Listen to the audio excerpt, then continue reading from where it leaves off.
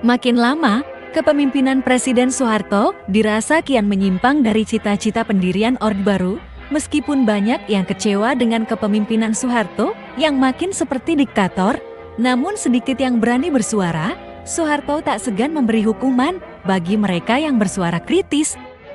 Pada 5 Mei tahun 1980, sejumlah tokoh militer senior dan sipil yang berjumlah 50 orang mengungkapkan keprihatinan yang kemudian dikenal dengan Petisi 50. Mereka mempertanyakan sikap Soeharto yang menyeret ABRI sebagai alat kekuasaan, mengajak ABRI mendukung Golkar. Mereka pun mempertanyakan kenapa setiap serangan politik pada Soeharto dianggap ancaman terhadap Pancasila. Di dalam kelompok Petisi 50 tersebut, terdapat beberapa jenderal yang justru dahulunya adalah loyalis Soeharto. Berikut para jenderal yang berani melawan di tengah ancaman rezim Orde Baru. Jenderal Abdul Haris Nasution. Sebelumnya, hubungan antara Nasution dan Soeharto sangatlah baik. Keduanya memiliki sikap sama yang anti PKI. Namun, setelah Nasution menjadi ketua MPRX dan melantik Soeharto sebagai presiden, posisinya kian redup. Nasution tidak berperan lebih banyak di masa Orde Baru. Salah satu kekecewaannya ialah di fungsi ABRI yang ia cetuskan dilaksanakan Soeharto melebihi batas. Jenderal Polisi Hugeng. Jenderal Polisi Hugeng dikenal sebagai polisi yang jujur. Jenderal Hugeng pernah menangani kasus penyelundupan mobil yang melibatkan orang-orang dekat cendana. Seperti biasa, Soeharto akan menyingkirkan secara halus orang di sekelilingnya yang mulai berseberangan untuk dijadikan duta besar. Hugeng menolak tawaran duta besar tersebut dan itu membuat Soeharto marah.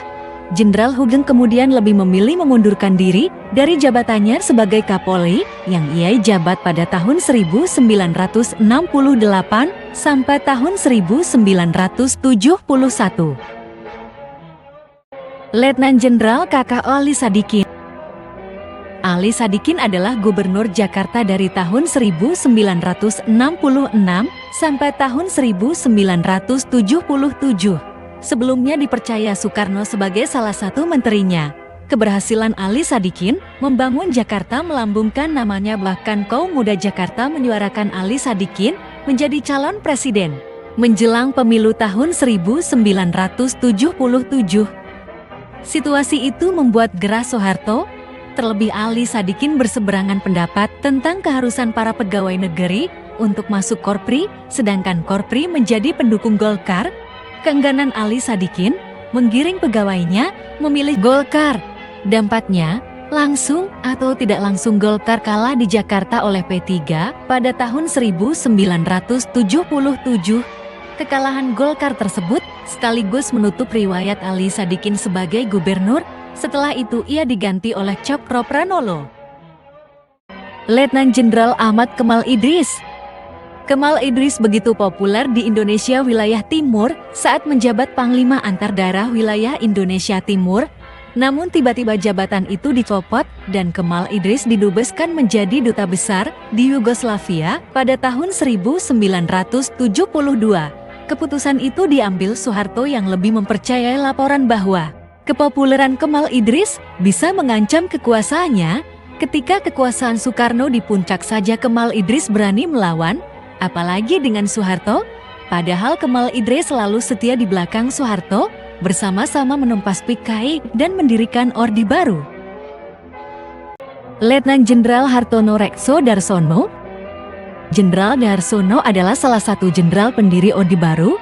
Namun akhirnya ia menjadi salah satu tokoh militer yang menentang Soeharto.